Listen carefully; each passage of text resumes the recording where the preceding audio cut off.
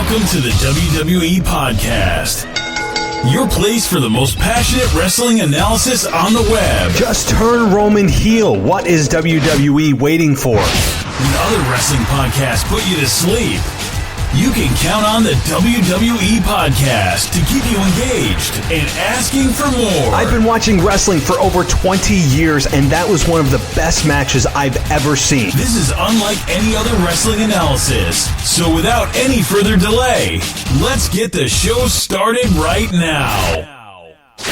Hey guys, welcome to the WWE Podcast. It is Sunday, January 5th, 2020. And welcome to the show. Very, very good show for you guys today as Mary Grader joins me and to discuss everything going on in WWE right now. And we get into the Royal Rumble predictions early as to who we think could possibly win. We go deeper into her conspiracy theory about how CM Punk could return. Very interesting and very plausible. Very plausible. So I'd encourage you to listen to the show and get that piece of information. And we also booked some things out to WrestleMania, and we have some differences of opinion on how Roman Reigns could be booked this year. And it was a very, very inspired conversation. She got me to get on a rant a couple of times, and you know what? She says that she doesn't purposefully poke the bear. I don't know, Mary. Sometimes I think that this could be something you do on purpose, but I love it. I think it's a good thing. And I really want to thank her for popping in the co-host spot chair on short notice. Just so you guys know, Ashley, who was originally scheduled for this weekend, is going to be moved to Wednesday. So she'll be joining me on Wednesday this coming week. We'll be discussing wrestling, of course. So those of you looking forward to Ashley will be able to get a conversation with myself and her on Wednesday. So tune into that show. And of course, Tuesday will be my Raw review.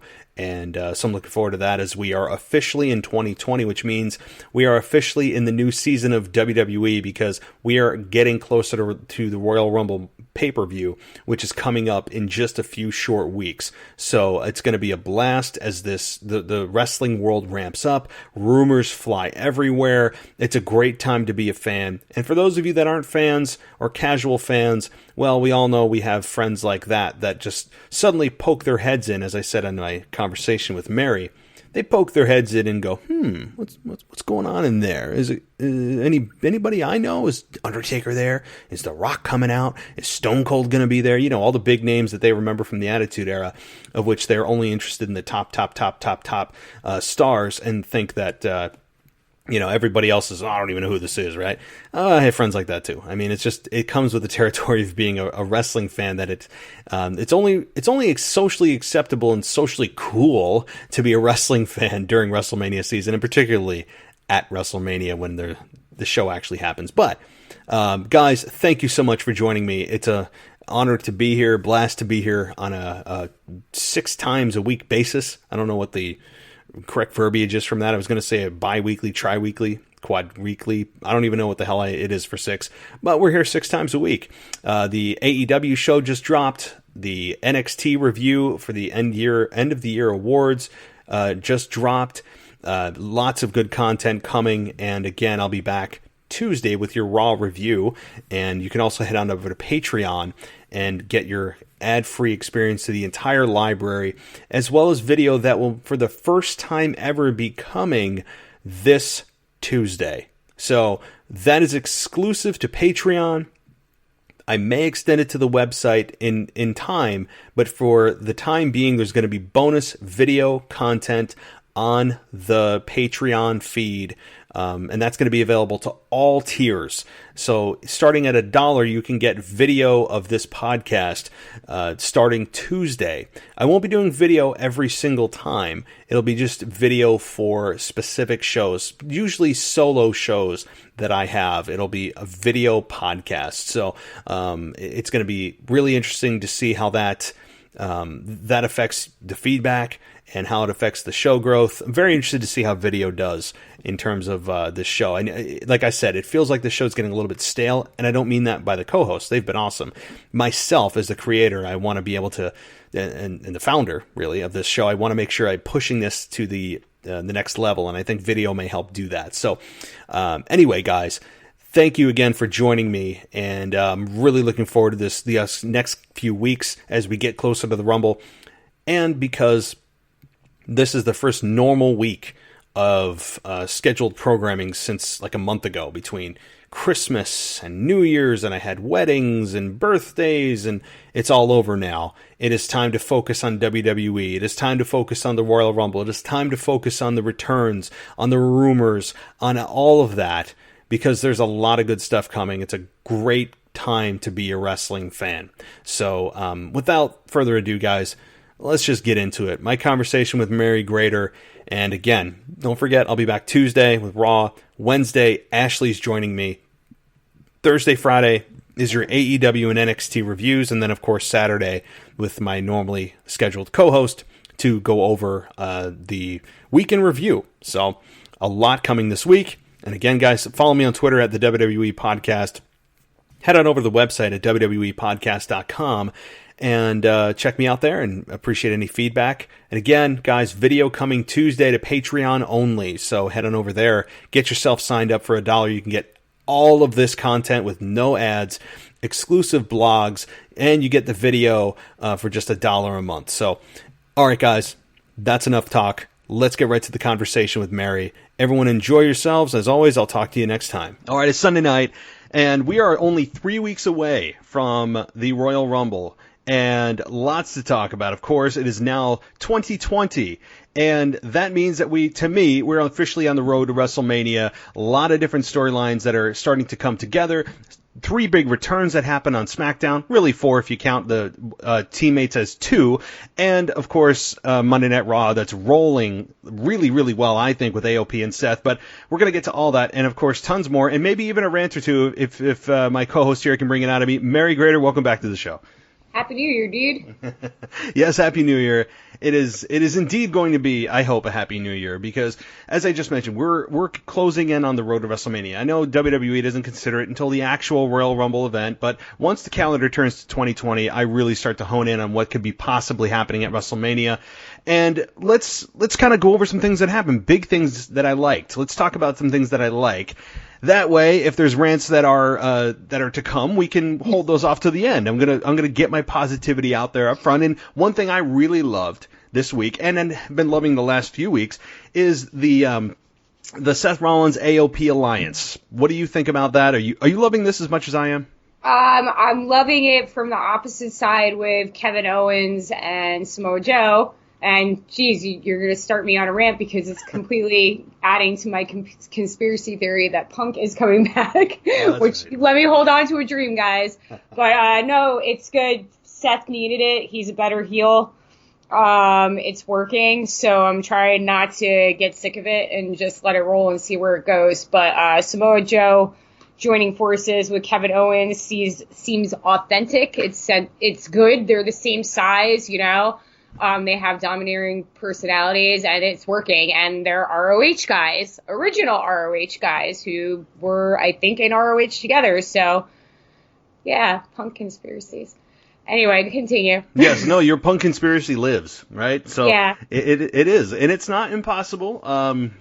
It's certainly not impossible. Punk is scheduled to return to WWE backstage, I think, this week or next week. I think it's this week coming up. Is it? Yeah, so we'll get maybe some more subtle hints. Maybe he'll just throw a red herring out there, likes to screw with the fans. He knows that we hang on every word. We all know that. So maybe we'll see something there, maybe not. But yes, the other side of this is indeed the Owens and Samoa Joe alliance. That it is awesome. I'm loving that as well. It makes total sense. Guys that have been, I think, miscast for quite a while in their heel roles have now joined forces for a common cause, and that is the evil Seth and AOP that I'm absolutely loving. This certainly suits Seth to a much more natural degree than his forced, at times, vomit-inducing babyface run that he had of pandering to the fans and all this wee stuff that suddenly came out of nowhere. I love this AOP and Seth alliance. I don't know ultimately what the end game is here. I would think that gold is coming their way sooner than later, whether it is in the form of a tag team gold, or maybe the WWE Championship. But I don't know how you put Seth and Brock together. Either way, I don't know. I'm loving this whole thing, and to me, it is the highlight of Raw every week. I agree. It's working on all levels, but I don't think that there's going to be any championship stuff soon. I think this is just going to be, it's coming off, and I'm hoping they don't ruin it, because you're right. The alliance between Joe and Owens is natural. It makes sense. They're doing a common good thing, and they haven't lost their edge either. So, sometimes they get forced in that role, like you said. I guess they're the baby faces in it, but they both still have their personalities intact, and they're working off each other. They're not being super evil, but they're the kind of people that can go up against him and be just as evil. But I don't think there's going to be any gold anytime soon. I think this is going to run through WrestleMania, and it's just going to be, those two versus Seth and AOP, and that, and possibly getting a third person to join with Joe and Owens to take on Seth. But it's working. I saw somebody on Twitter during Raw, I believe, or it might have been after, saying that Seth sounded like a preacher or like a cult leader when he was like speaking on Raw on Monday, and I was just like, yep. It just kind of fits, again, I have a conspiracy theory in the back of my head, but it's working even without that part added to it. So I hope it just keeps going. But I don't think if there's going to be gold, it won't be till the summer or something like that. I mean, Brock is way out of any of these guys, like eye line and stuff like that. So. Yeah, that is true. It doesn't, I don't think they need it, but I could see it. And I could see Seth being champion at some point after WrestleMania, and then AOP being the reason that Seth maintains the championship. I'm fine with that storyline. That to me is a tried and true formula. I'm totally fine with that. I also like that the subtle things that Seth's doing, like calling himself the Messiah, right? I mean, like stuff like that, where he doesn't even have the guts at times to look his opponent in the eye and say that, look, you're about to get your ass kicked, and you should admit that you're wrong. Instead, he says, look, let's calm down. I'm going to let this slide. And then doesn't have the balls to look his opponent in the face, turns his back, and that's when he says under his breath to the AOP, like, finish him, or, whatever he says. It's a subtle thing, but something like that just it adds so much depth to his character of, like, being a gutless SOB, cowardly, just this self-appointed dictator, this self-appointed leader that it's kind of a delusional leader that he thinks he's doing things for good, and in reality he can't see what the fans see, and that he's just a guy that is what he thinks he is nowhere near what the fans perceive him as. Everything psychologically with Seth and AOP is just working, and I'm loving it. Yeah, I have no complaints about it for once, guys. Hey, look, I don't have any complaints. It hasn't bothered me. I've been interested in it, and they have they're playing off each other well. So Owens and now Joe against Seth, it's working. It's just, I don't want to say too much about it because I don't want to jinx it. All right. No. Don't jinx it, because I want your conspiracy theory to come true. I need it to come true. We all want it. I mean, it just makes sense. Like, if we're going to do a rant, let's do it right now. Like, who, again, the Messiah crap, sounding like a preacher. He's basically stealing his storyline, kind of, except he's not a straight edge Messiah. And, Joe and Owens are original ROH guys who don't take crap like that, and Seth Rollins is around because of guys like them. They're the originators. They're the ones who made the trail, and who was the first one who really got signed to WWE. Mm-hmm. Yeah. It worked, and they're all friends, and everybody knows that Joe and Punk have a long history, and they're friends. I believe that's not somebody who got cut out when Punk did his leave. I don't think he ever had a falling out with Joe, and I think he always wanted Joe in the Federation with him. So, I mean, there's more incentive for Punk to come back now. His old, peers are there now. So, it's just my theory. Well, it's not too far-fetched. There's a lot there that they could draw from. And again, this is all under the assumption that this is all real, theories. Right? Exactly. We don't know if this is happening. We're just. Yes. Yeah, and we're spitballing. I mean, but again, it doesn't seem too far-fetched, because there's been this tension that Seth's trying to generate with Punk. He's trying to get Punk to bait him in, and Punk has so far kind of sidestepped the whole thing. But if he goes after two guys that Punk is legitimately friends with, then that certainly leads to a potential 3-on-3 with Punk being the guy that comes in. I'm thinking it's going to be Rey Mysterio just because that makes the most sense. But say Rey Mysterio gets taken out backstage and they're down 3-2 and it's the a WrestleMania match. What are they going to do? And they now have a third partner, and that is CM Punk versus AOP and Seth. I'm fine with that. I don't have to have a one-on-one Punk match with someone. My only concern would be Punk would overshadow that match so much so that all the other competitors in the match would almost be, I don't want to say forgotten, but they would be underwater compared to, Punk would be the complete focal point of the match. But if you're going to get him in the ring and you don't want him in a one-on-one program, that's certainly a way to do it. But it leads to a one-on-one program eventually. It'll eventually lead to Seth versus CM Punk, and who wouldn't want to see Punk with his friends? I get where you're saying that, the return would overshadow anything going on, but it's a good mix of people. They're all legit people. It's not like somebody boring in there, like Sheamus. Do you get what I'm saying? It's a different level of star that's in the ring who I feel like Owens and Joe can definitely hold their own against, or not against Punk, but with Punk. I mean, They're all so very good on the mic, and they all almost have the same kind of style on the mic. Oh. So I don't see that being a big thing. I think it'll just add to the storyline. This is if, WWE does long-term storytelling. But the thing is, that's a foreign. I don't even think they know what those words mean. But the thing is that this whole thing, they've already gone 80% of the way there. So your theory is honestly not that crazy, because they've already aligned Joe and Owens. They've already got Seth with backup now, and you have Rey Mysterio as potential third partner to Owens and Joe. But it would make sense storyline-wise for him to get taken out. He's the older one. He's he's really the weakest link, let's be honest. He's the lead. Yeah, exactly. So it all kind of just meshes well, and it sounds something like he would be interested in. But again, I don't write for WWE. I just no. It. So, See, Seth started all this by opening his mouth, and he, and I think that's what he wanted. Mm-hmm. You got to take chances sometimes, and he was out for himself when he was doing that whole entire thing. It wasn't like he's trying to get himself over on, somebody who he feels like he didn't have a shot at. Does that make sense to you? Because you know how guys, Daniel Bryan was doing an interview the other day and said he would love to see Punk back because he didn't have a match with him at WrestleMania. So it's, it's just, I don't know. No. This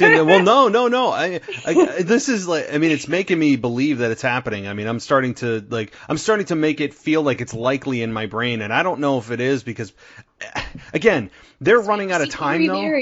Yeah, I know. We're gonna get that trending.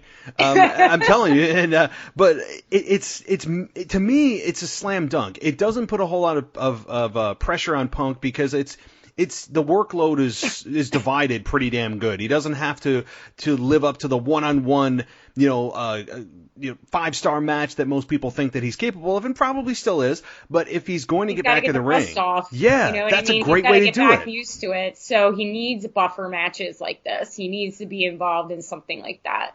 But they're running out of time. As far as what they're going to drop hints of, we only have the Rumble. It's only 3 weeks away.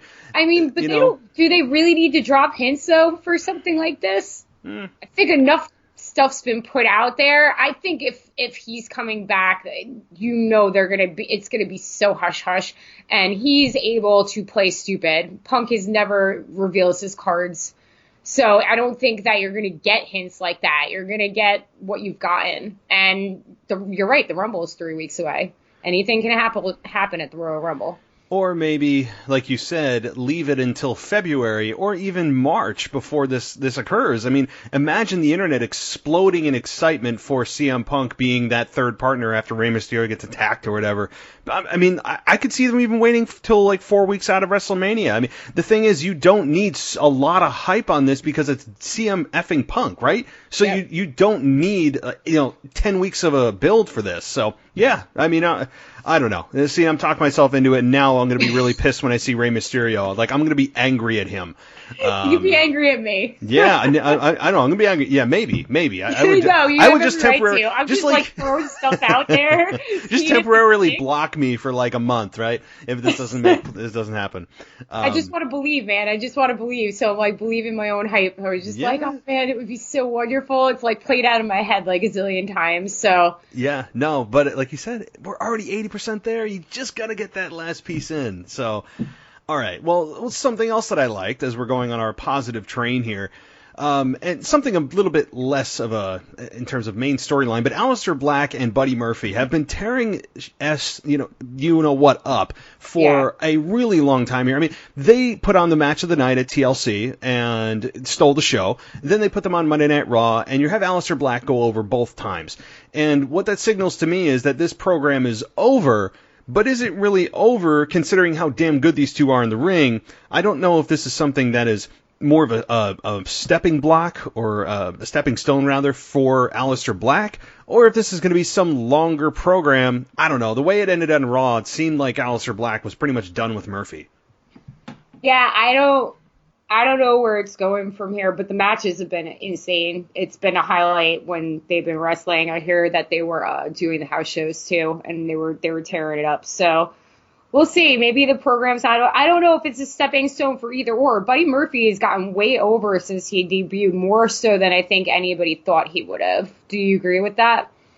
I think he has, but I don't think they've capitalized on the awesome the matches in which put him on the map, right? Like when he had a really, really, really damn good pay-per-view quality match with Roman Reigns over the summer, and they did nothing with it. I said, there's his opportunity. Let's do something with him. And they did absolutely nothing. And then it's the whodunit with Reigns, and then Reigns comes in the locker room and starts bullying Buddy Murphy around like he's, some high school jock in the locker room. So I don't know. I don't know if Buddy Murphy is a guy that's kind of like Chad Gable. I refuse to call him Shorty G. He comes out, and there's not a whole lot of fanfare, but he brings the crowd in every single time during his match. He knows how to pull the audience in, even if his entrance isn't super explosive. I mean, so that's a talent that is, I think, fewer guys have it than guys do. So. Yeah, so I mean, even with the stuff with Roman Reigns, you're right. I mean, they didn't capitalize on it as they should have, but for being somebody who just like kind of debuted and like went toe to toe with Roman Reigns, he got pretty over. He did show what he was capable of. He had good matches with Roman Reigns. So I don't know. I feel like both of them just needed something and it worked with their style. And maybe it's just they're going to move on from there, or maybe they're going to cross paths again. You don't know. This is one of those programs that I could see.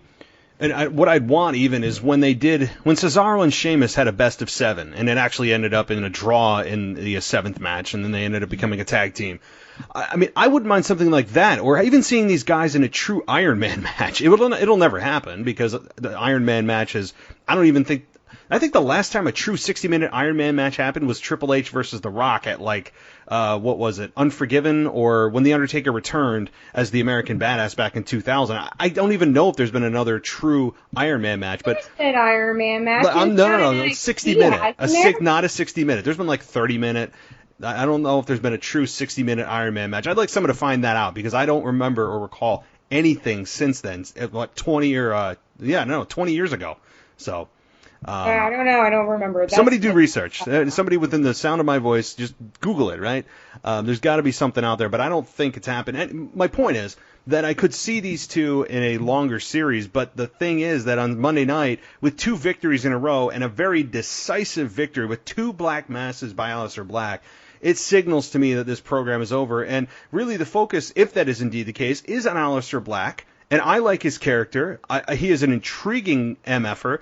His promos, while people are getting bored of them, I'm watching him. I love his character. His entrance with the, rising up out of the stage is awesome. So clearly, WWE is focused more on elevating Aleister Black than they are Buddy Murphy. I think that's pretty clear in the signals of the matches that they've had. Yeah, I mean, I guess in terms of theatrics, I guess you would be right. I don't know. I just think that Buddy Murphy shouldn't be cast aside. So I think he's going to start getting more programs and getting a push. I mean, look at Dana Brooke. Dana Brooke right now is getting a push. So, I mean, we can segue into that, but I just feel like just because it's over with Aleister Black doesn't mean that like it's over for Buddy Murphy. I think he's taking out a whole bunch of people. And I don't want them to cast aside Buddy Murphy. That's not my point. I want Buddy Murphy to be elevated as well. Maybe parallel the career of Aleister Black. I think both men are insanely talented in the ring. Their chemistry is out of this world together. But I'm fine if they just do a side program with Buddy Murphy, but he's being elevated on a weekly basis. Fine. But yes, to your point, as a nice segue into the match with the triple threat on SmackDown with Dana Brooke and Lacey Evans against Sasha and Bayley, against Alexa and Nikki, that was surprising. I don't know. I mean, miracles can happen. Maybe Seth truly is the Messiah because Dana Brooke won a match this week. And got the pin, yeah, she got the pin. But on the other hand, she's getting pushed and she's doing well. I mean, I've always liked Dana Brooke. I think she got like kind of the short end of the stick when she first debuted, but like now she's getting this push. I guess they're like, oh, hey, she actually can, move in the ring. Lacey Evans, though, hell of an improvement from the last time she was around because she went away for a little bit and then she came back. She's good in the ring now. It like happened. She was terrible when she first came up. She was doing a lot of botching, a lot of falling over, messy stuff, and she's trying out new moves and she's showing that she's very athletic.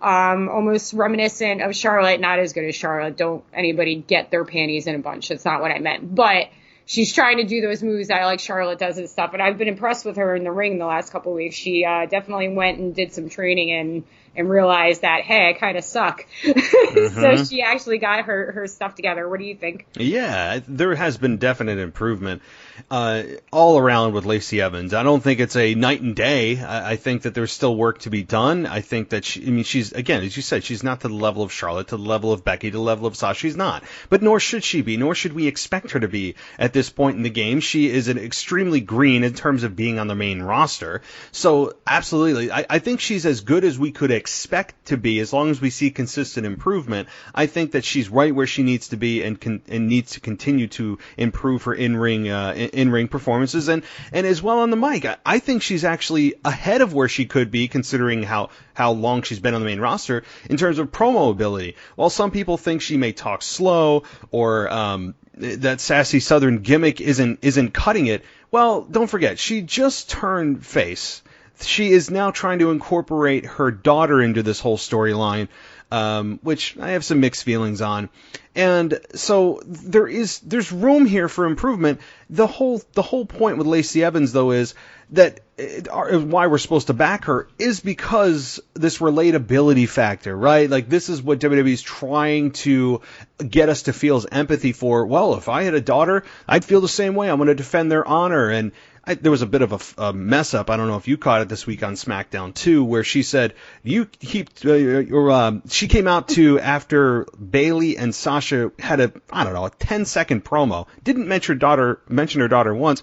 And Lacey Evans comes out and says, "You keep my daughter out of your mouth." I'm like, they didn't even mention her. That was clearly, I think they probably hit her music too quickly, and Bayley was about to get there, or Bayley forgot what she was going to say, and then they just hit the music. And either way, that was a disconnect for me. But I don't know. So what do you think about the whole storyline, though, with her daughter really being at the focus of why she's in this fight with Bayley and Sasha? Yeah. It's kind of a groan. I don't know. The little kid storylines don't do it for me.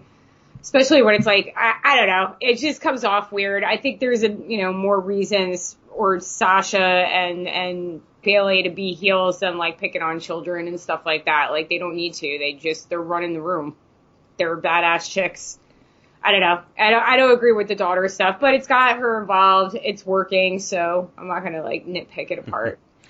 Yeah, I I think beyond Lacey, because I felt a rant, but I wasn't going to do it. I mean, I'm fine. I'm fine with this daughter thing. I know what they're trying to do. How can you dislike somebody that's just defending their family? Oh, I don't know. Look at The Miz. The fans did not connect with that, but that's another story. We'll get to that. And I think that having Lacey Evans out there really it's telling, because the fans are not still sure how to feel about her. There hasn't been a whole lot of change in her character. She's still coming out looking the exact same. Her music's still the same. And yeah, we don't have to see an immediate change. When Bayley turned, we didn't see an immediate change from Bayley in terms of a physical appearance for a couple of weeks, and music took a couple of weeks. I said, change the damn music, and they did. They changed her look, and they finally did. And while they're still not, I think, following through successfully on Sasha and Bayley, which is something that is really starting to eat at me every week, that why are they just letting these two flop out there, is that Lacey Evans, maybe she will change, because people were just, she's been a heel since she's come up. So what do you think of what they've done so far, though, with Bayley and Sasha since the turn? Do you think they're maximizing what they could be doing with them, or do you think that they're just kind of like, oh yeah, the SmackDown Women's Champion is out here, and here's her sidekick Sasha.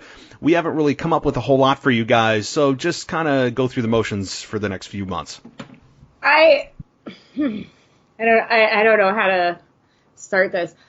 I don't have a problem with it. They're doing traditional heel stuff, but I think they're being used to their maximum extent now. I mean, they never do that in WWE. I don't understand. Like, I was trying to figure like a comparison. That's why it took me a second and I stuttered. Like, what they're doing with Owens and Joe, even though they're in the face role, like, those are two, strong personalities, together, and it's working. I mean, it's only been a week or two, so maybe I'm talking too soon, but Bayley and Sasha should just be, I mean, they are doing nasty stuff, though, too. It's very hard. They're half doing it. Like you said, it's not being used to full capacity. They're doing the right things. I think there could be more intensity behind it. I think that they could have better reasoning. That's why I said, like, the daughter thing, like, it's working, but it doesn't work for me. I don't think that's, like, something that they can find better stuff to fight about, but they should just be running the division. That's what they should be doing. That should be their roles, running the division. It should. Yeah, no. It should be their roles. I mean, you have two competitors at the level of Sasha and Bayley, and one is the longest holding SmackDown Women's Champion, not streak. I don't want to say longest running, because I guess days. Yeah, collectively she's had the most number of days as SmackDown Women's Champion. And yet, I hate to feel this way, but it feels like Bayley and the SmackDown Women's Championship is an afterthought every week. You see the belt on her, and you're like, oh, that's right, she's the champion. It just doesn't feel like a focal point of the show, and I feel like it should be. And I don't feel like they're maximizing what they could be doing with these two. As you said, they should be running roughshod. We barely hear from them. They got 10 seconds on the mic this week. After their turns, we said, oh my God, here we go, we're off to the races. And then they don't do anything with them. They're just kind of hanging out there, cutting like a 5-second, 10-second promo. Tell us your mission. Why did you turn, and continue to remind us of that? Don't just turn and have the creative go, well, and it'll figure itself out. That's what they wanted, so we gave it to them. Bayley kind of did that. Like, I don't know if I didn't understand Sasha's turn. Well, I know why they turned Sasha, because she's a better heel than face. But, I mean, Bayley's been trying to say that, the reason why she turned was because none of the fans appreciated her, like, blah, blah, blah, blah, like, and she's trying to be cocky about it. It just comes off, like, awkward on her, because, again, Bayley, she's just, like, kind of one of those plain personality peoples, like, oh, I'm a kid, like, she doesn't have the attitude that Sasha has. Does that make sense? I'm trying to describe what I'm thinking. Charisma. So while you were talking about all this, is saying like the focal point should be the championship, even though they're tag teaming together. Do you feel it would be different if the title was on Sasha? Because I think it would be completely different if the title was on Sasha. I think that Bayley's not carrying it the way that Sasha would, and if Sasha was champ and Bayley was still her sidekick, it would work. I think they're forcing the Bayley. Like, that's why they're going to turn Sasha sooner than later and have Sasha take the title off of Bayley. It's going to happen, and they're going to pull the trigger on it way too soon. But that's going to split them up. It's not going to be like, oh, Sasha is going to have the title and Bayley, unless Bayley drops to somebody and then Sasha wins. But I feel like it would be a completely different run and feel of the two of them if Sasha had the title, and the title would be the focus. Well, I think that's the biggest thing. It is that Bayley, she's a great competitor, but she's, like you said, she's just kind of a plain Jane. She tries to sometimes emote on the mic. She just is kind of a vanilla champion, even though she's heel, and I think she's still better off as heel. Sasha just has much more charisma and oozes through the screen. She can emote much better, I think, than Bayley ever can. And I don't like Sasha feeling like she's playing second fiddle or being just the sidekick of Bayley. If anything, it should be the opposite way. But as a whole, these two have kind of been forgotten to some degree, considering the magnitude of this heel turn, especially Bayley's heel turn. I mean, think about what she came from, and just this happy-go-lucky cartoon Saturday morning, like kumbaya character, to this dark, I come out with the title on my neck, kind of looking down, depressed. I mean, like, it's a complete change. But I'm not feeling what they're doing with them, and I hope, again, if their solution is to turn Sasha, well, we've seen the turns how many times on one another. As you said, they're probably going to do it way sooner than they should, and should they eventually? Yes. But I have a feeling they're going to hotshot it and just do it for the shock value and have the people love Sasha because what they've done, but I don't know if the crowd's going to buy it, because we've seen these two turn on one another how many times over the last 3 years? I agree, but listen, I don't run for WWE. I just know what they're going to do, because they always do it, because they're going to view this Bayley thing eventually, if it keeps going like this. I mean, maybe I'm wrong. It's WWE. It's WWE logic. You know, if it keeps going and it keeps getting staler, they're going to be like, oh, it's a failure. You know, we got to put the title on Sasha. We got to get something out of this. There's got to be a payoff. So, yeah. But there shouldn't be. They should just be running shot. That's it. They should just be badass girls on the show, beating up everybody, doing what the Riot Squad was doing, but them. But succeeding, like actually succeeding. Yeah, like it working, like the locker room being in fear of them, like that's that. But again, if the title was on Sasha, I think that it would be completely different, and you would feel that more than what you're feeling right now. Which is like nothing. I mean, I'm like, oh, I don't like her because she's heel, and I like her heel, but Sasha as champion is just so much more entertaining. So yeah, maybe they will, and maybe it'll work. But another woman in the women's division that is kind of floating out there, and I'm not sure how to feel about, is Charlotte. Right? I don't. How am I supposed to feel about Charlotte right now? I mean, she teamed up with. Or no, I'm sorry, she didn't team up. She defeated Natalya this past week on Raw. I don't, but again, she kind of turned heel or babyface by default, but then she still talks about herself as the queen and everyone bowing down. I don't know how to feel about Charlotte. Again, she's kind of a default babyface, but nothing's changed about her. She's not in any kind of significant program. My assumption is that she's in a holding pattern for something bigger. I just don't know what that something bigger could be. What's your thoughts on that? Yeah, she's kind of in limbo right now. I didn't really think about it until you brought it up. I don't know. It's kind of weird, right? Like, Becky? What do you say about it? Like, she's always in the picture. And I guess maybe they got the memo, like, a half a year too late, like, to stop forcing her in the picture. Because, like, I feel like she shouldn't have been involved in the Rousey Lynch storyline. They didn't need to put her in there. But, I mean, maybe they got the memo. Maybe something bigger is coming on. I don't know. It's kind of weird. She's kind of like doing those random women's matches right now. Usually she has a storyline, but Becky really hasn't been around either. No, she's been honestly she's been sprinkled into the show instead of it being a main storyline. And you know what? I'm okay with that. I'm fine with that. Because I think she has a storyline. Yes, she has a big and there's a big. She's involved right now in a match that I'm really, really looking forward to because of what happened last year of Asuka inexplicably. I still don't agree with that. I'm still kind of torn about that, and Charlotte winning the women's championship on SmackDown the week before WrestleMania. But that's like a trigger warning for me. But I think with Sasha or with Asuka and Becky, this is something that I think it's reinvigorated Becky's character a little bit because this is the one loss that she's had, and she's never defeated Asuka clean. And so this to me makes a whole lot of sense. I'm looking forward to this match, not just from a storyline perspective, but the match quality that these two could have. This could easily steal the show too at the Royal Rumble. Yeah, I'm very, very, very looking forward to this match, and I really want to know if this is when they're going to drop the title, because they should, like, to make up for all the miscalculations they did to Asuka for the first, like, year and a half she was on the roster and everything that happened with her Rumble win and stuff like that. I don't know. I think that Asuka should definitely get the title at the Rumble. I would agree with you if this was SummerSlam. The reason I'm not going to agree with you, I know this isn't a prediction show, but we're kind of looking towards this now, is I don't think Asuka is going to win. Number one, she is the one half of the women's tag team champions.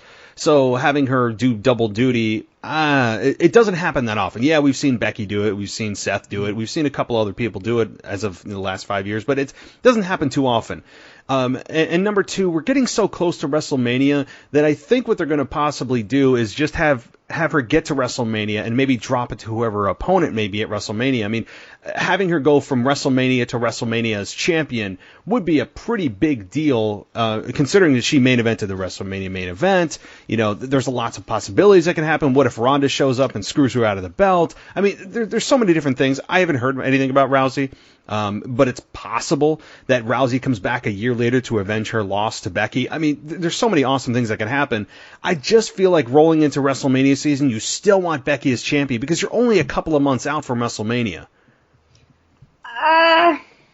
Yeah, but it wouldn't be the first time that at the Rumble a title like that changed hands. You know, yeah. World. It happens at the Rumble. Rumble is one of the most important pay-per-views of the year. So, and leading into WrestleMania season with a new champion, it's happened before.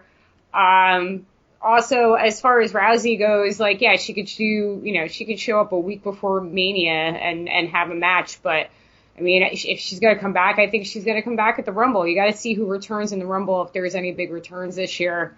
Because it kind of feels like the division's a little empty right now, and maybe people are going to come back that, you know, we haven't seen, or returns, or people that have just kind of vanished from the roster and start getting pushed, you know? Like, where the heck is Naomi been? Like, yeah, I don't know. Well, Nia Jax is apparently close, so yeah. It's just, it feels kind of empty, you know? Mm-hmm. So we'll see. But Ronda could show up very likely in the Rumble. I mean, everybody was expecting her to show up at the Rumble, last year? Yeah. And did she, or she debuted after, you know? Right. Yeah, so, yep. This Rumble is extremely intriguing on so many levels. In terms of the Rumble match itself is the most intriguing part to me. The men's and women's Royal Rumble match is just so damn intriguing from the storyline's perspective of, well, Roman Reigns is the heavy favorite, and I would agree he's the heavy favorite to win. But I would also argue that having Roman Reigns win that may bring back a lot of negative feelings of Roman Reigns being at the top. And also, if Roman Reigns doesn't win, it doesn't mean he's not going to main event WrestleMania. Don't forget, there are 2 championships, and somebody on the opposite brand that doesn't win the Rumble has to get to the championship match, and they do that via other means. Roadblock or No Way... it used to be No Way Out, which was the pay-per-view between Rumble and Mania.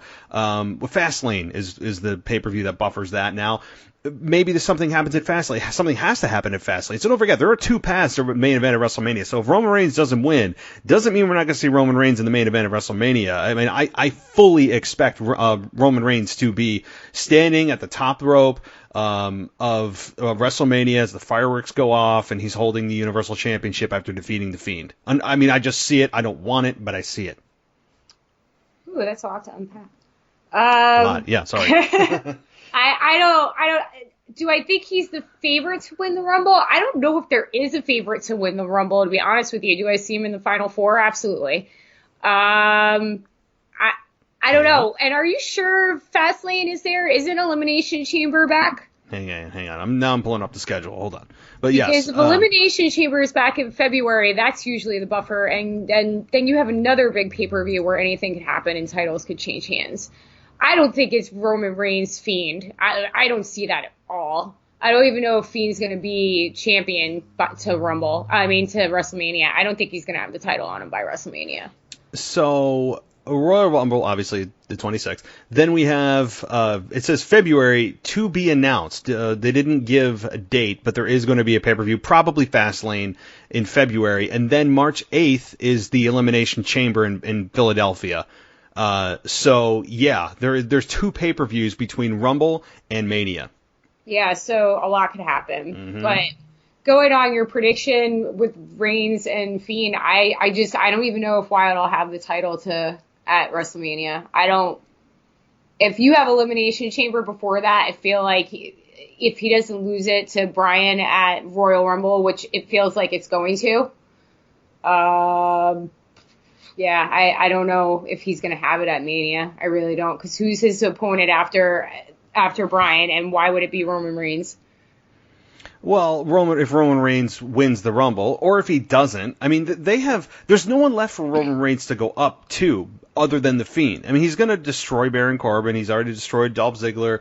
He is at the top that you're at the very last step before you get to the top guy, which right now is Bray Wyatt because he has the championship. Daniel Bryan against Roman Reigns is a possible main event WrestleMania. They teased that on SmackDown this week, but I still believe it's unfortunately going to be Roman Reigns versus The Fiend at WrestleMania again. If he's not champion, whoever the champion is, I still believe it's going to be Roman Reigns. This is the year of Roman Reigns. The reincarnation of Roman Reigns is probably what is being talked about with Vince McMahon and management, because they have positioned him to do that. Who else could Roman Reigns possibly face at WrestleMania? I mean, Roman Reigns, he's been out of the title picture for over a year. So, to me, it's kind of a slam dunk. I think it makes more sense, though, to be Daniel Bryan, to be honest, over Bray Wyatt. Yeah, but yes, it could be. It could be Daniel Bryan. The thing is that WWE would be really, really gambling with themselves, considering the history that these two have in the minds of fans with what happened at the last Royal Rumble at 2015. And really Daniel Bryan being the antithesis and being the complete opposite, which is what that is, of Roman Reigns and the character of what Roman Reigns embodies.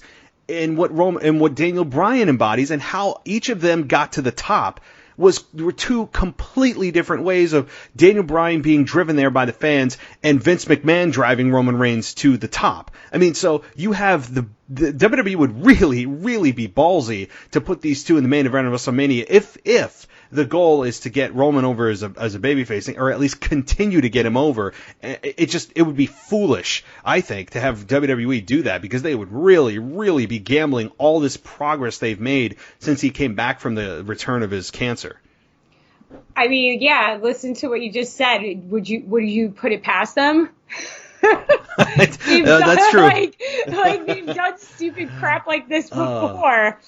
They don't care. If that's their screw you, we got Roman Reigns over no matter what you guys did finale.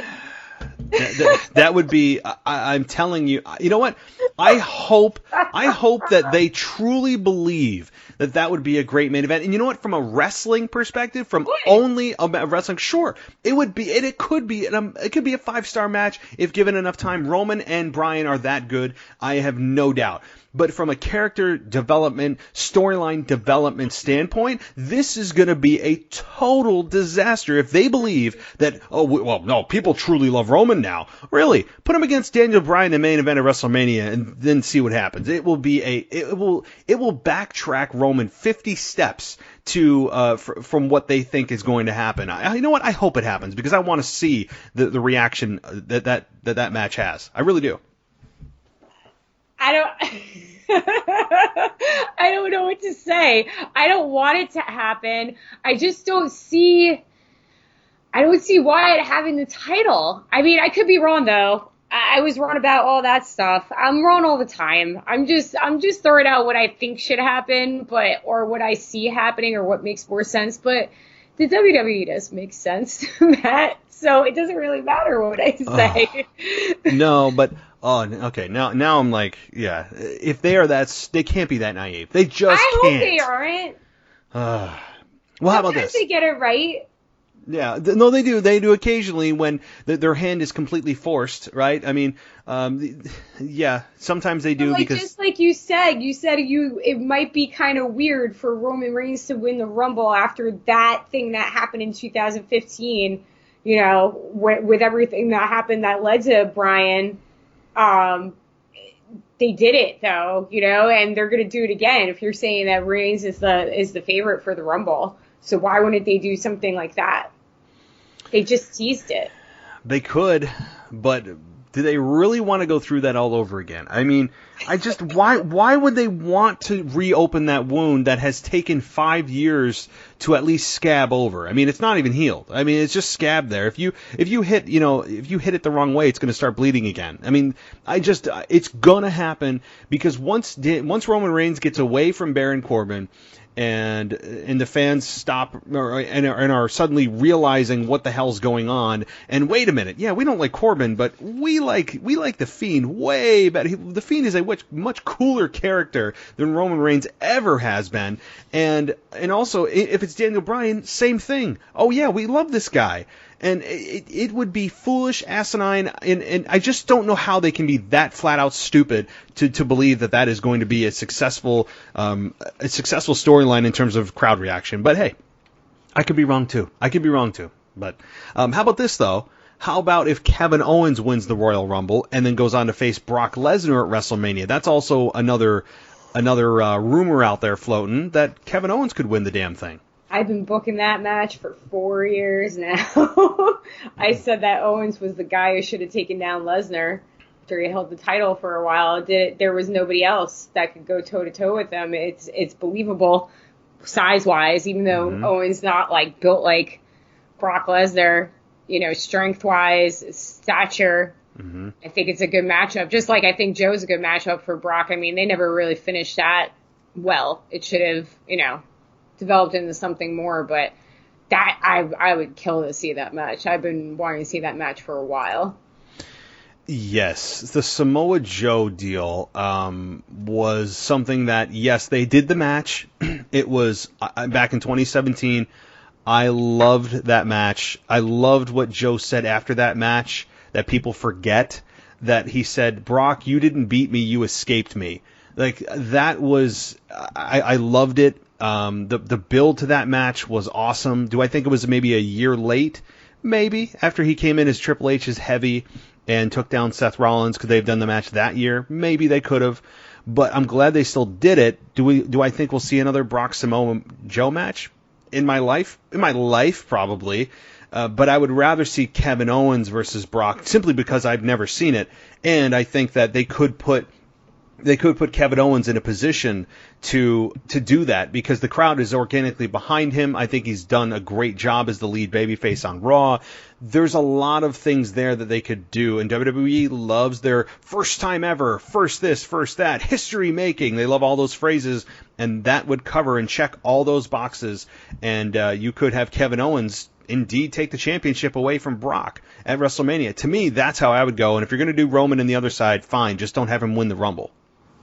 Yeah, you could do that too. Yeah, what's to say that Roman Reigns just doesn't get like the title shot at Mania too? If you're saying, I just feel like after, maybe it's just me, like my perception, I feel like after all the pushing they did for Reigns and when he came back and it, like they kind of like put him in the background and he was like not doing like, he was still doing top card matches, but he was, you know, kind of moved to the side so he wasn't getting shoved down your throat.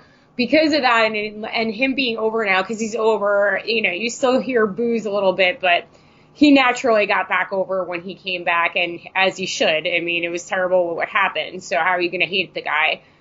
I don't know where I was going with this. I kind of lost my thought. The main event, I was saying, Kevin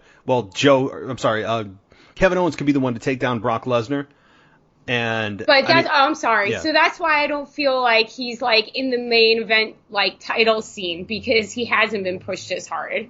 I mean, maybe it's just my perception of it now because like he's kind of been in the background. He's back in like a main storyline again.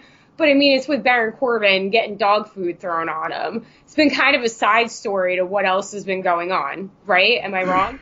Well, you're not wrong in the sense that he has been pushed to the side of the championship opportunities and matches, which is what management would like the fans to remember, that, oh, he hasn't been in the championship picture forever. He hasn't been a champion in a long time. But the other part of that is, yeah, he's not in the championship matches, and I've said this before, but he has been in terms of positioning on the show. Oftentimes he'll open the show. Oftentimes he will close the show. I remember several times Kofi Kingston being champion for 6 months over the summer, and yet it's the whodunit with Roman Reigns closing the show. And Roman Reigns storylines being repeated on replay throughout the show. Let's show you what happened backstage with the crates falling on Roman Reigns. So yeah, he hasn't been the focal point in terms of the championship, but he is still the focal point of the show in terms of the storylines being woven through it, being shown multiple times, oftentimes opening the show and oftentimes closing the show. I mean, look at this past week. Yeah. I agree with you 100%. I'm not saying that, but it's just, that's why my perception hasn't been focused on the title, because, it just hasn't been, it still doesn't feel like the Roman Reigns show like it was. I mean, remember how it was at one point? It was just, him cutting bad promo after bad promo, and then doing backstage stuff, right? It seemed like way more concentrated than it is now. So even though he's been a focal point, he hasn't been in the title scene picture. And that's why I just I'm not oh, he's going to win the Rumble. I haven't even thought about who's going to win the Rumble. I think it's kind of open right now. It is, and I think we'll get more of a picture the next few weeks, obviously, and whoever the announcers make their pick as. I mean, I love the pre-show. I mean, and when I say I love it, it's horrendous in terms of predictions of who they think's going to win what match, and they act like fools, especially Jerry the King Lawler, who is becoming more useless on commentary by the minute.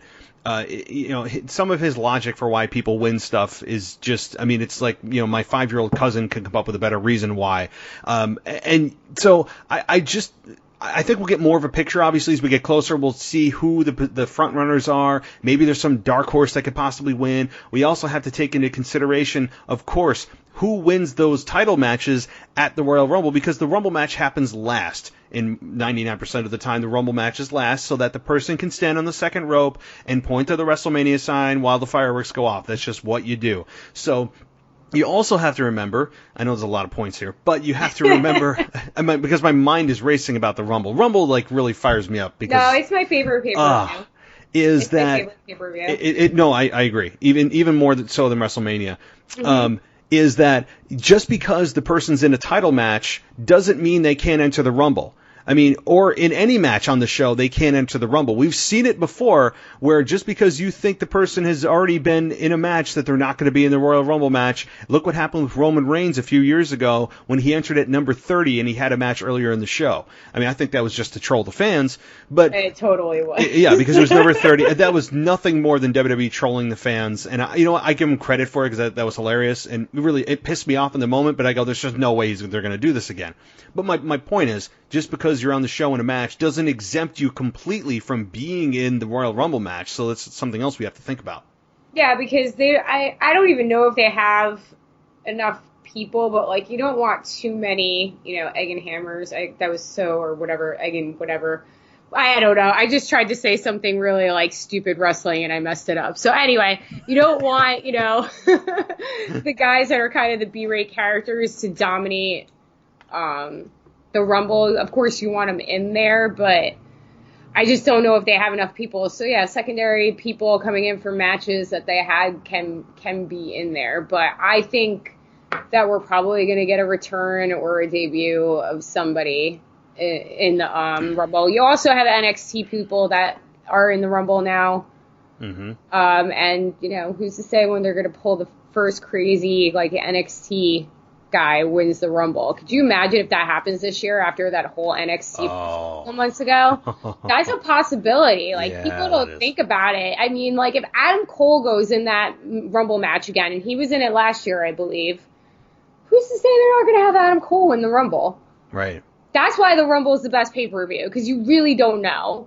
They can, but after that huge NXT push a couple months ago and Adam Cole just wiping the floor with everybody, do I think it's believable because he has little arms? No. But Do I think that they would do it and he's that talented enough to pull it off? Like, the guy's a star. Yeah, absolutely. I mean, it doesn't mean, just because he wins the Rumble, it doesn't mean he's going to win the title also. You could have him in a title match at WrestleMania. And he could work with anybody. Yeah, he could work with anybody. And it's not going to be a big thing if he loses because he's still the up-and-comer. Or if you're Nia Jax, you just attack somebody from behind and then just enter the men's Royal Rumble. I mean, because that's the thing, right? I mean, apparently she just identified as a man for those, 10 minutes that she was in the Royal Rumble match. If you, oh God, I can't even handle that. But like, do you remember all the stuff that happened with Jon Moxley, with Dean Ambrose, and how they were trying to put him in matches with Nia Jax on his way out. Stuff. Yep. So like, that was lead up to that. They were setting up for that. That's why Nia Jax entered the Royal Rumble. There was a purpose for that. Them humiliating Dean Ambrose. Oh, I get it. And, yeah. You know what? To me, it's too leveled though, and I understand what they were doing to build Nia at that point. But my twofold on this though is, number one, so apparently to just get in the Rumble, you just attack whoever you want backstage, and then just attack them from behind and just run in the ring, and you're immediately entered in the Rumble. Number two, it's the men's Royal Rumble. Imagine if a man entered the women's Royal Rumble, there would be so much outcry and this is sexist. Oh, I don't even know man in a women's Royal Rumble. Yet when it's the other way around. Oh, well, no one even blinks about it and goes, oh, this is hilarious having her come in. And I'm glad she got her ass RKO'd, and I'm glad she got super kicked and all that, and she got eliminated, but she should not have even been in the damn match. Not even withstanding, you have people who are eliminated making eliminations after they're eliminated. That's not a thing. You can't do that in sports. If you're eliminated, you're gone. You can't come back the next week and knock out somebody that is still in the tournament that you're not in anymore. It's just not a thing. And it shouldn't even count. You should, if you want to throw them over the top rope, great. But guess what? You're not a legal competitor anymore because you have been eliminated. But anyway, I'm going to stop. Go ahead. Matt, I'm sorry.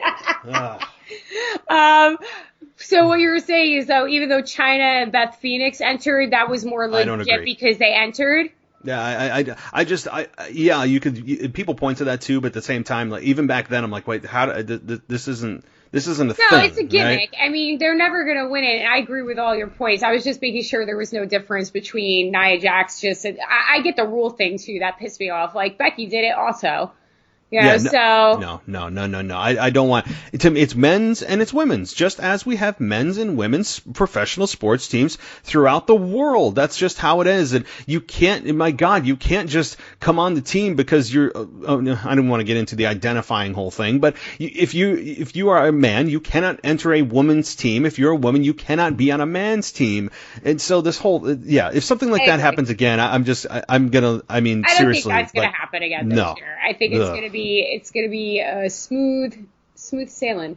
As smooth sailing as possible without me getting Matt to go in a fury about things that make him angry. No, look out. Like, I'm going to, if that happens, if something silly like that, like, I'm going to take the day off from work. I'm not even going to go to work just to come on here and just rant for like 3 hours. I'm serious. Like, people think I'm joking. No, I will. All right. Well, moving to something else, because I know we're crunching up against time here. I wanted your thoughts on the Usos' return, as well as Sheamus' return. Just all the big returns that happened with John Morrison, Sheamus, and the Usos on SmackDown. What did you think of their returns? And are you excited for what they're going to do in the future?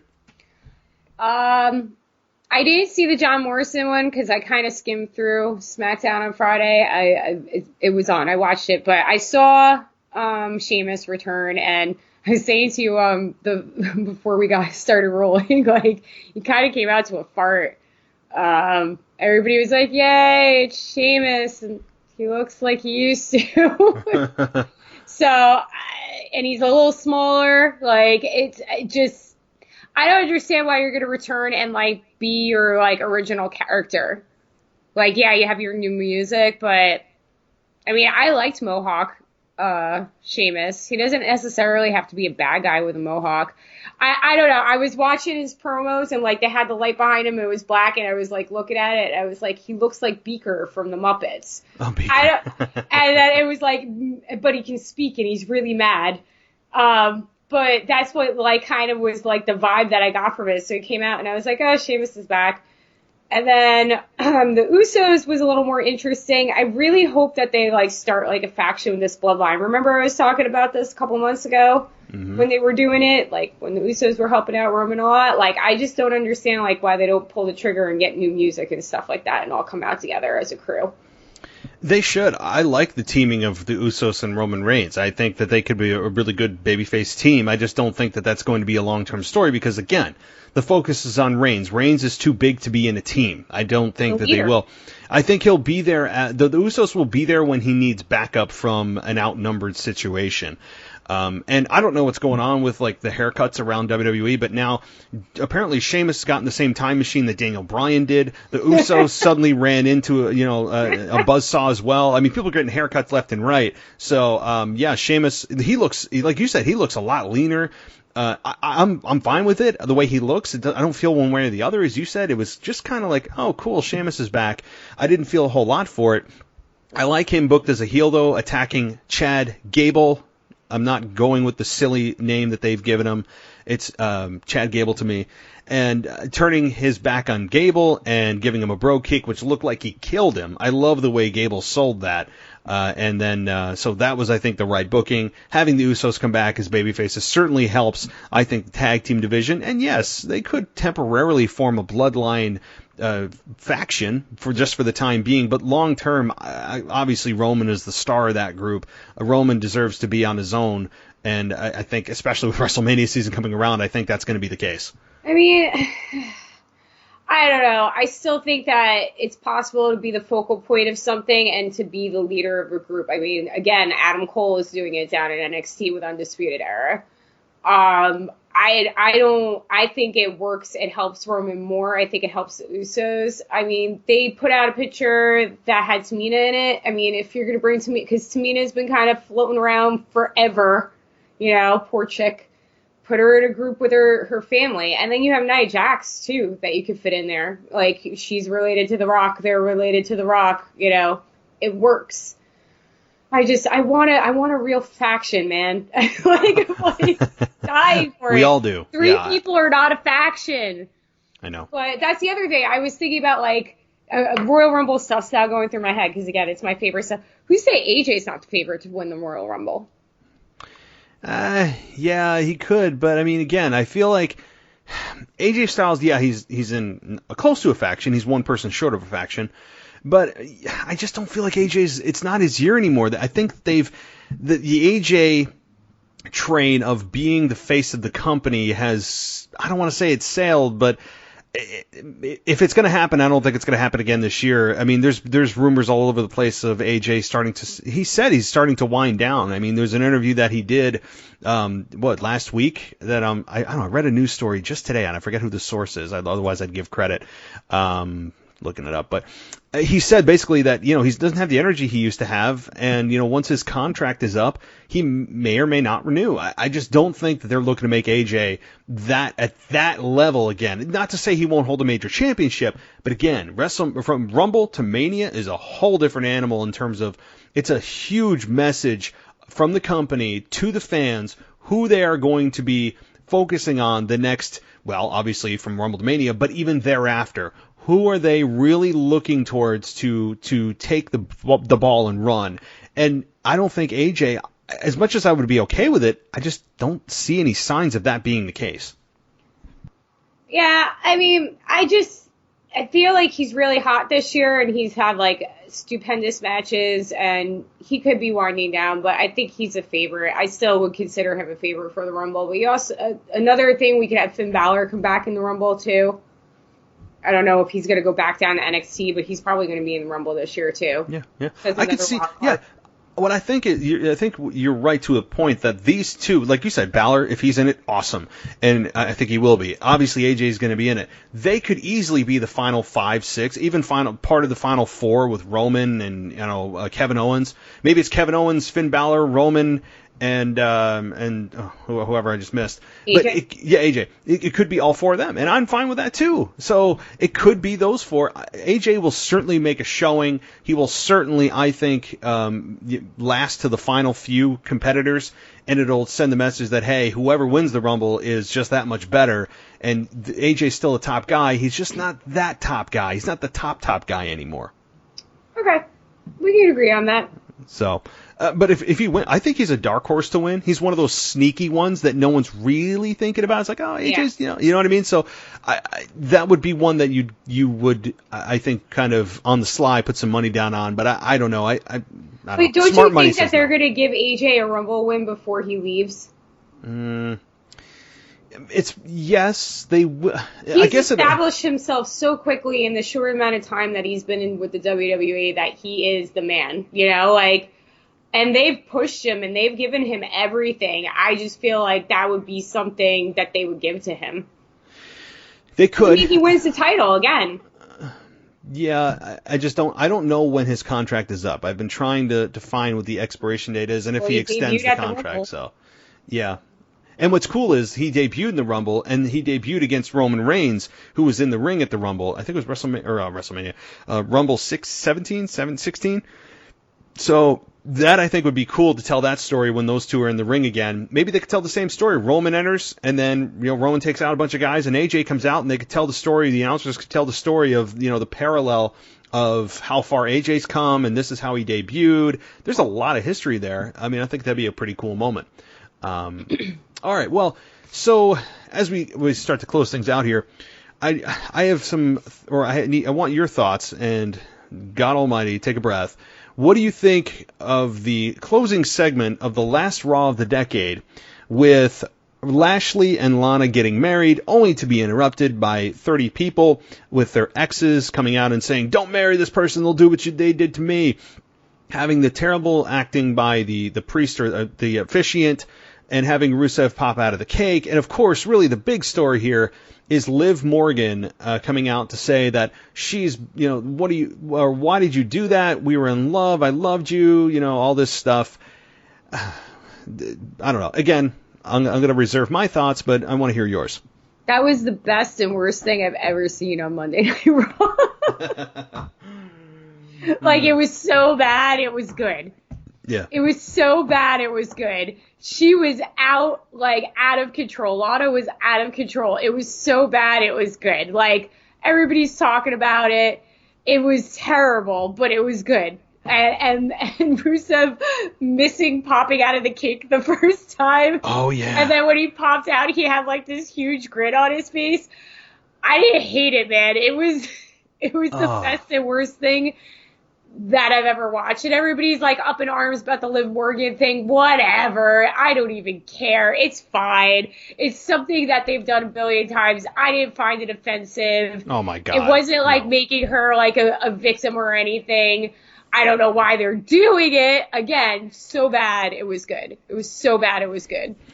That's a good way to put it. It was terrible, but I couldn't look away. It was a train wreck, but I couldn't look away. It was great. It's the best, worst thing I've ever seen, right?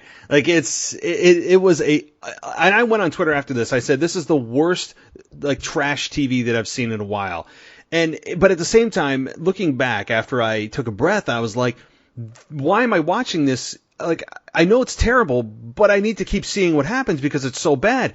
And you have Lana getting the makeup from Lashley on her face. Lashley's, I forgot about that. Lashley's makeup was on Lana's face. And they were trying to pan the camera so that it didn't really accentuate the fact that she had makeup from Lashley on her face. And eventually Lashley kind of subtly tried to wipe it off and give her the cue that, hey, you got about it. Yeah. It was so bad. It was good. That was something like that. That is only indicative of segments that are god awful, but they reach a level of terrible that it's almost entertaining. And it's not designed to be that. I really don't believe they designed it as such.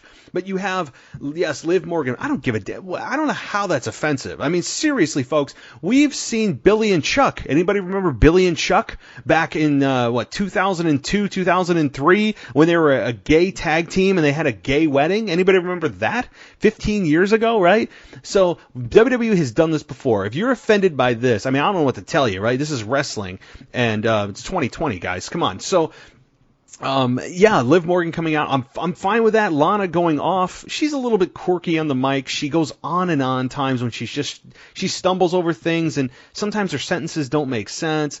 I'm not a fan of Lana droning on. Liv Morgan, I did not expect her to come out and confess everything that had happened.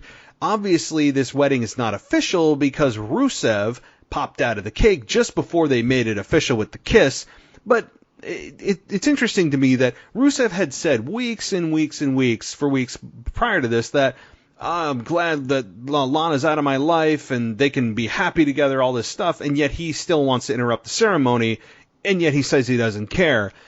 Furthermore, it doesn't take a kiss to really make the marriage official. We all know you don't even have to have the ceremony. You could just go to town hall and get the marriage license signed. That's really what counts as the marriage license. The ceremony is just that. It's a ceremony. It's really just for show. So, I think that I don't know, there's a lot of plot holes in this whole thing, and there's so many holes that you could point out. Is it even worth my breath to talk about them all? It was so, I've been waiting for you because it was so off the rails. And once something goes off the rails, like, you gotta make the best of it. And I think they made the best of the situation. Like, Bobby Lashley was laughing at the makeup on her face at one point, too. And then, like, Liv Morgan, the only complaint I have about Liv Morgan is what the hell was she wearing? She was wearing, like, the worst outfit I've ever seen in my whole entire life. All right, that was a girl thing on the side. But it was just, I don't know. It was so terrible. It didn't bother me. It was funny. And Lana's not the smartest, person. So that's why she doesn't make sense half the time she's talking on the mic. She's not known for her intelligence, bub. So I loved it. And then I hate it. I hate myself for loving it. Yeah, I feel like I feel guilty. Dirty. I feel dirty. Yeah, like I want to shower after I watch this. And I don't know why I'm watching it. It's so bad that, like, it's one of those things that, and I said this in a show earlier this week, that if you have a non-wrestling fan over, and you'll have the closet fans start to come out, especially in the next couple weeks, kind of poking their head in the window, going, "Oh, what's going on? It's WrestleMania season." Or they, is Stone Cold back? Is The Rock back? Because they don't know what the hell's going on. They just poke their head in when it starts to become socially cool to get interested in wrestling. But it's like having one of those people over for a show like that, and they look at that and they roll their eyes and they go, "Yeah, this is why I don't watch wrestling." But as a wrestling fan, you look at this and are like, "Yeah, this is a complete effing train wreck." You either love it or hate it, but sometimes you hate it so much that you end up loving it. It's the strangest thing with this whole storyline. Yeah, that's basically where I'm at with it. I don't have anything, like, I don't have any input or where I think it's going. It was the worst, best thing I've ever watched. Well, clearly it's not over. I mean, they added this whole... No, in fact, I think it's far from over, considering the fact that they've added Liv Morgan and this whole other layer of what could be going on here. This is far from over. I just don't know what the end game is, because I don't know how Rusev even gives a damn anymore. Like, how could Rusev... It can't come down to Bobby Lashley and Rusev anymore. I mean, how? If they do, that maybe, but... Maybe it ends up in a match with Lana and Liv. I don't know. I don't know what the end game is here, because this has to end in some kind of match. I mean, we are watching wrestling, so it has to end in a match of some sort. I don't know what or how. So, oh, God. All right. Well, one last thing I wanted to ask you about before we close this out is Otis. Now, yeah. So... Now, and here's the thing. I'm very intrigued by Otis, and we've talked about him before, and we've talked about what we think's going to happen with Mandy Rose, and that she's going to leave him to be a fool, and I know we've covered that. But, I mean, he is entertaining. I think that he is very charismatic. He's clearly the star of Heavy Machinery by a long shot. Tucker is almost the forgotten one. He's the redhead stepchild of the group. And you have Otis, the star, and he comes out and he's extremely entertaining, but he's kind of like the lovable fool that, brings in these homemade cakes now to Mandy Rose, and you're not sure if she's genuinely interested or if she's going to play him for a fool. I'm leaning actually a little bit more towards actually being genuine, because I think the obvious thing to do here is to have Mandy Rose just be the total, and turn on Otis, saying, "You think I could actually love someone like you?" And then just berate him, and people feel sorry for Otis. And I think that's the easy thing to do. I think what the better thing to do is to actually have Mandy Rose be genuinely interested in Otis. What do you think about this? I will admit that was one of the segments I skipped on SmackDown this week. I don't know what's going to happen with it. I'm totally not invested. Yeah, she could end up liking him, but she's going to turn on him eventually. And that's where the storyline's going. Yeah, I mean, I think you're probably right. I just want to see them do something that's maybe a little unpredictable and have her actually like him. And hey, because I think Otis is going to be a future star. If Vince ever gets off of the fact that he has a big stomach and we need to accentuate it and make sure he always has food on him, or he has food running down his face, or wears shirts that are half his size, or all this stuff that really just, I think, takes away from him. We all know he's a heavy set guy. Who cares? It's wrestling. We've had how many dozens and dozens of guys that have come through that have been heavy set and have made it just fine without it being accentuated as a comedy act. But that's Vince McMahon's 14-year-old humor. So, all right. Well, Mary, it has been a blast again, as always, talking with you. And the streak continues with every time that you're on. I find a rant to provide, and so I wasn't trying to rile you up. I wasn't trying to rant. I was just trying to get my conspiracy theory that CM Punk's going to show up in the next 3 months. Yes. Across.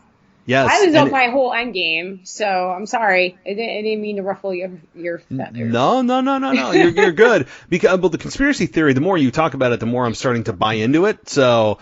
Yeah, it could very well happen. If it did, you can take credit for it because you called this. First. Yeah. I'm telling you, you never know who listens to what. So, well, again, thank you for coming on. And before you head out, let everyone know where they can find you on social media. You can follow me at Mare_Bear on Twitter, or you can follow me at Poppins311 on Instagram. Very good. And guys, don't forget, we can get hashtag Conspiracy Theory Mary trending if you guys want to start that. Hashtag Conspiracy Theory Mary. I want that to happen, guys. Send me your conspiracy theories. And like we said before, we'll have to have you back on in a non-wrestling capacity to talk about some other conspiracy theories you have, which I'm very interested to hear. So, all right. Well, Mary, thanks so much for coming on, and we'll be talking very soon. Okay, you too. Have a good night. All right. You too. Bye. Bye.